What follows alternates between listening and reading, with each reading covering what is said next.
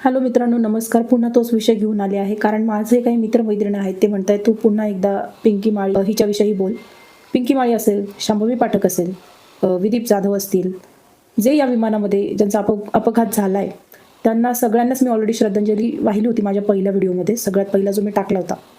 पण पिंकी माळीच्या वडिलांची मी जी प्रतिक्रिया बघितली, त्यांनी तेव्हा सांगितलं की आमच्या मुलीची डेथ बॉडी आम्हाला कुठे मिळेल यासाठी आम्ही कॉल करत होतो आणि आमचा कॉल रिसीव्ह केला गेला नाही.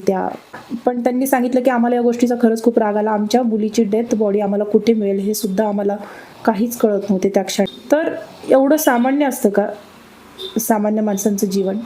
पण मला एक वाटतंय, एक शंका आहे, ती म्हणजे हा अपघात नसून घातच आहे असं मला क्लिअर कट दिसतंय. कारण आजकाल अजितदादा हे अनेक भ्रष्टाचारी नेत्यांचे भांडे फोडताना त्यांच्या भाषणात दिसत होती आणि कुठेतरी कट रचला गेला असावा. आणि हे जे गुंड आहेत ना, राजकीय अजगर, ह्यांनी सरळ सरळ गिळून टाकल्याचं एक प्रकारे असा मला डाऊट आहे 100%. म्हणजे मला एकटीला नाही, सगळ्या जनतेला आहे. आणि दुसरी गोष्ट, दादांचा काटा काढण्यासाठी म्हणून आपल्या पोल बाहेर येत आहेत, हे सगळं थांबवावं म्हणून हे कुठंतरी षडयंत्र रचलं गेलं असं सगळ्या जनतेला वाटतंय. पण या सगळ्या गोष्टीमध्ये शांभवी पाठक, पिंकी माळी, विदीप जाधव यांचाही मृत्यू झाला, त्यांना जीव गमवावा लागला.